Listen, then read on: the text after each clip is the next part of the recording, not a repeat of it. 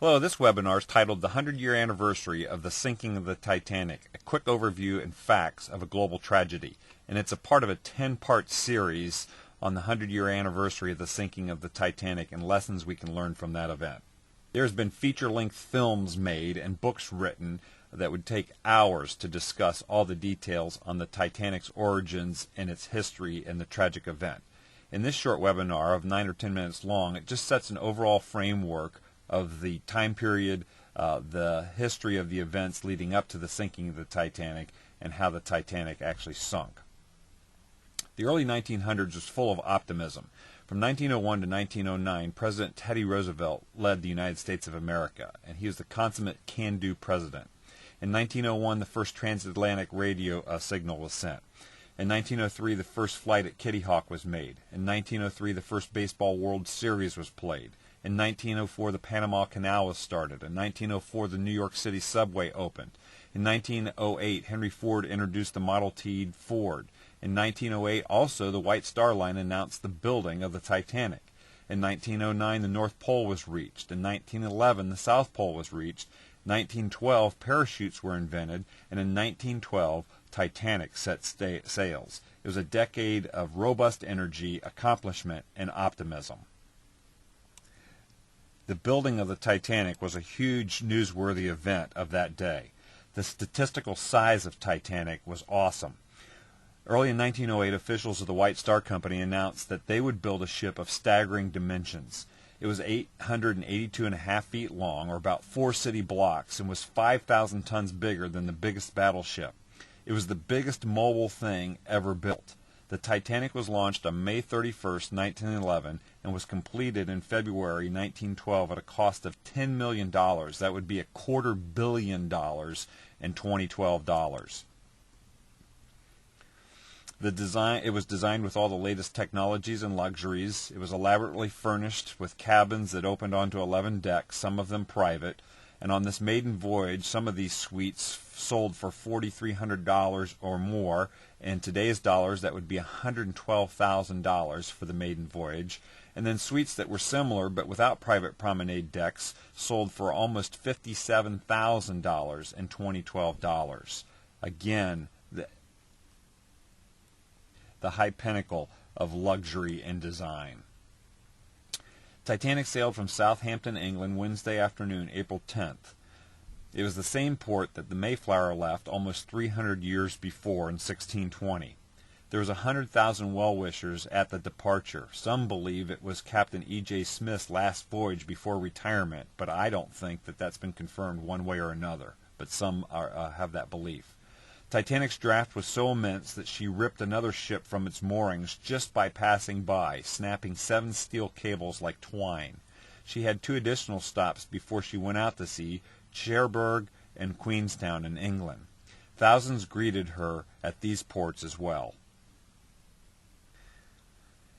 Titanic was planned to be an ocean ferry. She was to have a top speed of 21 knots, far below that of some other modern vessels, but she was planned to make that speed no matter what, so that if she left one side of the ocean at a given time, she could be relied on to reach the other side at almost a certain minute of a certain hour.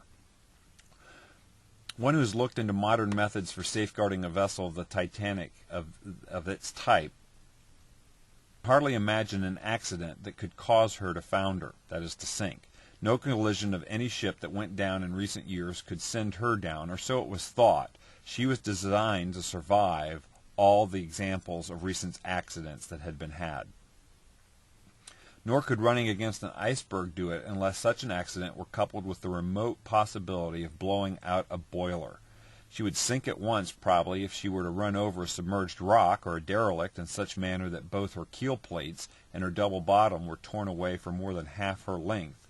But such a catastrophe was so remotely possible that it did not even enter the field of conjecture. So here is Titanic. And the cultural ethos of the day. Man has conquered all. Darwinism showed that man is the master of himself. Utopianism ran rampant, that man could build a better world. God was becoming irrelevant as man conquered nature, and Titanic herself was to be a lifeboat. It was quoted at the time that God can't even sink this ship. So she set sail. On day 1, she ran her engines at 70 RPMs and covered 484 nautical miles. Day 2 at 73 RPMs, covering 519 nautical miles. Day 3 at 75 RPMs, covering 540 nautical miles. And the next day, April 15th, she was to be run at 78 RPMs, her top engine speed. Icebergs had been reported in the area by many ships over several days. Men were put on lookout, but no binoculars were supplied to them. The calm waters at night also diminished the ability to see the waves at the base of the icebergs. This iceberg could have also recently inverted, and that would have put its dark side on top and the lighter side in the bottom. By the time the iceberg was identified, it was too close. At 11:40 p.m., Titanic received a glancing blow, tearing of the hull down several compartments. The response of the passengers, however, was not to fear. There was a lot of peer pressure to not act frightened or sound alarmed, or you would look foolish. Everyone assumed that everything would be all right. After all, this was the Titanic. Captain Smith ordered the inspection of the damage. The ship's designer, Thomas Andrew, knew within 10 minutes that the ship would eventually sink. This was just hard to fathom, but Captain Smith ordered that the passengers would be on deck with life jackets on. Still, the idea of setting out in lifeboats seemed foolish, but the captain insisted. Then a boiler explosion changed everything, and fear began to spread. The 28-degree North Atlantic water would cause 90% of the people to die within 90 minutes because of hypothermia. Life jackets or not, the water was to be their killer at this very frigid temperature. There would be nothing to float on from the ship other than the lifeboats. There would be little flotsam or stuff left over from the sinking of the ship, because 100 years ago styrofoam and other floatable items that would have been a large part of the ship had not been yet invented. A wireless SOS was sent out at 12:10 a.m. Wireless was new technology, and not every ship had it or knew how to use them. The Carpathia was the first to know and understand the dire situation. Providentially, the Carpathia wireless operator was just about to go to bed and thought he would wire a message to Titanic. 11:40 p.m., the Titanic had struck the berg. 12:05, Captain ordered the lifeboats filled. At 12:10, the distress call was made.